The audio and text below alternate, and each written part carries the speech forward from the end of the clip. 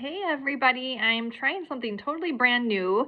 I'm trying a surrender on Sundays reading where I have a card pulled of something that we can surrender for the upcoming week. And it could possibly help us to just reflect on the week that we've had and look for new growth and new intentions for the week ahead. Sunday's a great day to do it. I believe it's good to obviously treat every day like it's sacred, but even in the Bible, not to get religious or anything, but even in the Bible, God worked real hard all week to create the world and everything in it, and then did need a day to rest. It's important to remember to rest. And I'm not trying to get religious here. I did grow up Lutheran, but I would say I'm more spiritual now. But I do like the intention of it to just kind of think about slowing things down and getting right with yourself and connecting with your heart and your soul. And I already tried to record this video, but I ended up restarting it. But the card that I had pulled was surrender your need to always be right. The pictures on here are so beautiful. I've got these surrender cards. They've already been saged, and my space has been saged, and I've already set the intentions to call in my angels and guides and help me connect with the energy right now of what we most need to know. So the surrender your need to always be right. Give others the gift of letting them be right. Be yielding, not rigid. This will help resolve conflicts and improve your relationships. So I just noticed that it is a connection there between two people, male and female. So,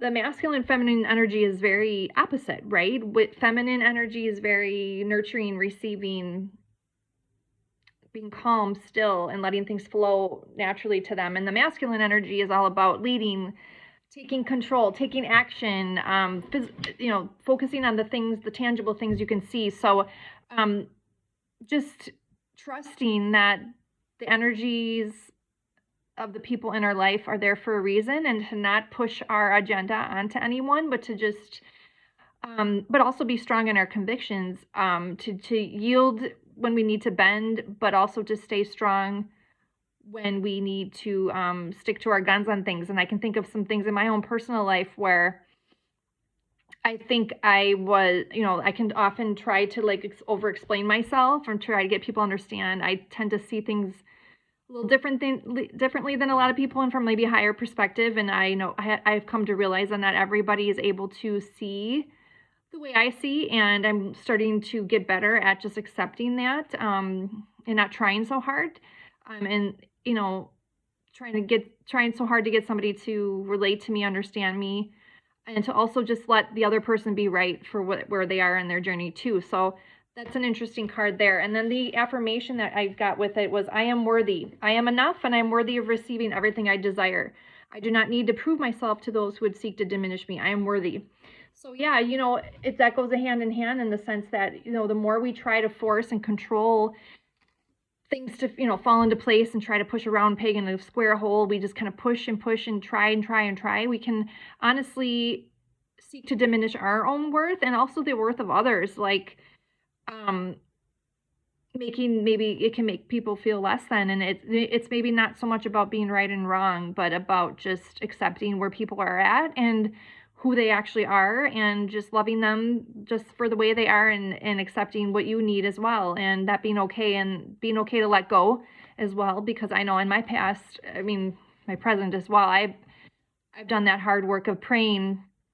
When I'm pretty good at self-reflecting. I'm pretty self-aware of how I feel and where I need to head, and I'm constantly of growth mindset to a flaw, and not everybody can catch up to where I'm at, and nor should they. And sometimes it's a season, a lifetime while people are in our life, right? And just accepting what we've gained and what we've given in certain seasons, and when we're ready to level up to a new level, not everybody needs to join us with that. And I do believe God calls us all to growth and change, but not everybody is capable of doing that. And that's just the truth of it. And it to not be such a hard thing when you need to move forward or move on from a business, a job, a friendship, a relationship, and to just trust that when you walk through those new doors, there's people that are waiting to meet you, and that there's rooms that are hoping that you'll enter, and to not settle and stay stuck, and to know when it's, when to hold them and when to fold them type of thing. So this is definitely resonating for me in my own personal life, and I definitely have a pretty good sense of intuition with myself, and when I can feel like something's brewing or coming, or I'll even get visions and dreams of what's about to happen, and I will pray to, like, when something feels off, I will actually say, like, God, please, I'm feeling a little lost on this situation. I'm not really sure where to go. Can you please remove this person, place, or thing from my life if it's not meant to be? And a lot of times, like, unusual circumstances will happen and things will fall apart, and it's usually pretty painful, because that's, for most of us, that's when we change, is when things are painful. So, and I was just kind of reflecting too. I saw a movie with my son today, Complete Unknown, the story of Bob Dylan. So I actually don't know too much about Bob Dylan, other than it did inspire me to, get back to listening to more folk music, like older stuff. But the last scene left me a little confused. I was trying to psychoanalyze, like, that, if anybody saw it, it's, he's, got his rise to fame in folk, but he starts kind of feeling the nudge to go in a new direction and getting electric guitars involved, and Alice Cooper joins his team, and he's starting to take things a little bit more intense rock and roll, and he's at this folk festival, and they sense that he's possibly going to throw off the show and do his own new stuff that they're not really wanting him to do, and the board members, like, urge him to stick with the folk theme. And one of his friends, who's also on the board, is kind in his approach to trying to convince him, and he's, like, hey, I get where you're headed in the direction that you want to go, which is fine, but for just tonight for the festival, can you stick to the folk? That's the plan. And he decides not to listen, and he does his new stuff, his new set, his new songs, and a good portion of the crowd and the audience is not ready for the change, and they're throwing things on the stage, they're screaming at him, they're getting into fights, they're having to get escorted out of there. Some of the board members even try to, like, jump on the soundboard guy's table to try to stop the sound, to shut the show down, and Bob Dylan keeps playing and keeps going, and there's, like, a huge majority, a larger majority of people are ready for the change and thirsty for the change and are excited, inspired by what he's about to do. And the rest goes down in history. He ends up, like, topping the Billboard charts right after that with his next album, which is all about those new songs. And I was kind of I was, like, talking to my son a little bit about it. Like, I don't understand. Why couldn't you have just stuck with the folk parameters, the guidelines of the folk festival and how they run things? Why couldn't you have just followed their guidelines, and then the next day gone rogue? But I think it was also at a time maybe that we can't understand, in the 60s, where there was a lot of political unrest, racial injustice, and people were trying to make change. John F. Kennedy was assassinated November 22nd of 1963. So that is showcased in that movie. So from a, like, psychology point of view of trying to understand the human behavior of it, I think for him, it was like a call for him to inspire. I mean, music, it can be very inspiring, right? Like,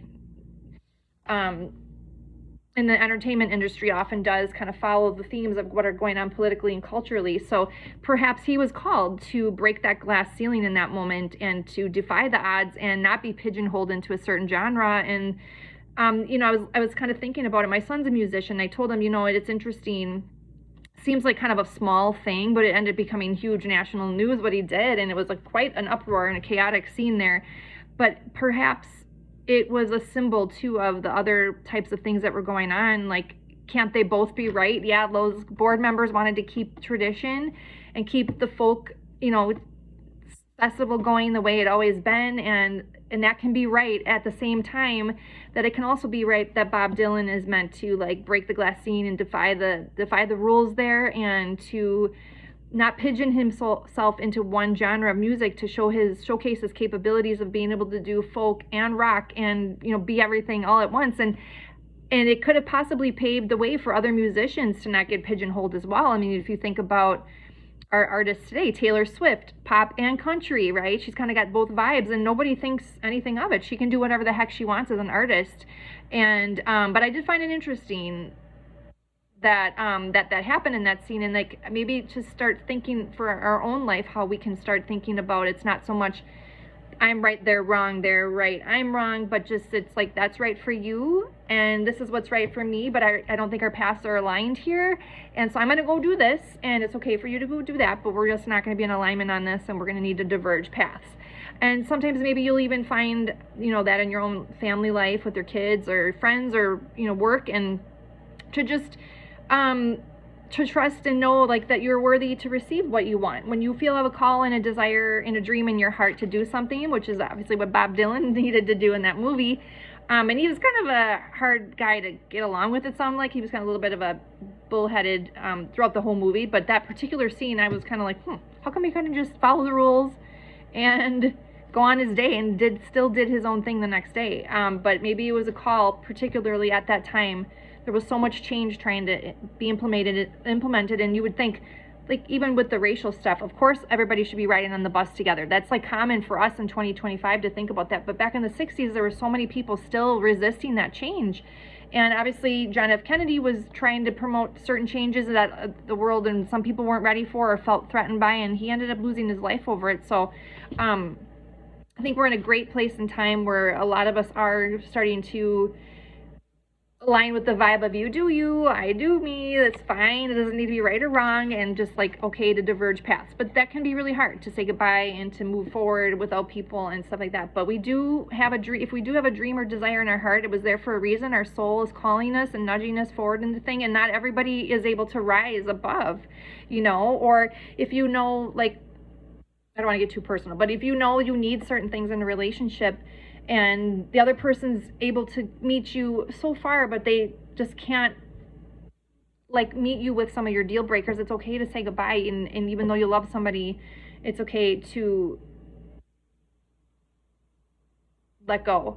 And also to think about the other person too involved. Like, you pushing for them to be something they're not willing to do or be isn't helping them feel worthy also, and it doesn't feel good for anybody. It doesn't always work perfectly, but we're talking about adult relationships. Obviously it's hard with kids, but even with kids, our kids are here for a reason, and they're existing in this generation of time where they're breaking glass ceilings and breaking molds and wanting to get out of the box too. And we can learn a lot from our kids and the things that they're pushing for and the freedoms that they're looking for, and doing it in a respectful way. I learned so much from my kids, and just trying to get to the heart of the matter. Like, okay, if they're frustrated or angry or defiant, or like, what is the need here? Is it to be free, to have some independence, like to get some sense of control in their life? I mean, like, so much of what our kids' day is like out of their control, and I feel like the next generation is meant to have freedom in more areas than we ever had before, and that's something that they're here to teach us. So blah blah blah, those are the things to surrender. This is the thing to surrender for the week, and however it resonates for you, you can look hopefully it'll resonate for you somehow in your own life. I know blabbed on about things that how it related to me, and I do believe there's a lot of us going through similar vibes and things in our life, although the circumstances may not be exactly the same. And then an affirmation to go along with it, to support us in those decisions of surrendering our need to always be right. So I hope that your week is amazing. I'm going to try to do more of these on Sundays, surrender on Sundays, obviously. And feel free to comment below of how this might resonate for you. I'd be happy to hear how your soul and your angels and guides and your divine helpers are helping you surrender your need to always be right in however way it resonates for you. So drop a comment below, like, share, subscribe. That helps me connect with the energy, and the more of us that are connecting, even in small ways, it does create a vibration, and I can hopefully pick up on something that might help you. I'm going to be doing mindful moments with mom as well. I've got my soul rest readings for healing somebody who's passed away, that something energy that might still be lingering, or I'm also going to be doing higher love letters, a channeled love letter from your higher love. If you're looking for love, if you are trying to call in a divine partner and you try not to settle, I can tap into your energy. And how some people do those soulmate sketches, like it's kind of like that, except it's a letter. So there's lots of things I can do. You can reach me at the zenzone@mail.com, mail.com, if you want to read reach me on that. Otherwise, go to my website, thezenzonestudio.com, for a list of services. Some of them are not on there, so just reach out to me if you're interested in any of the things that I've mentioned. I'd also do remote Reiki and angel guidance readings and whatnot. So lots of things to offer. We'll see you soon. Okay, bye.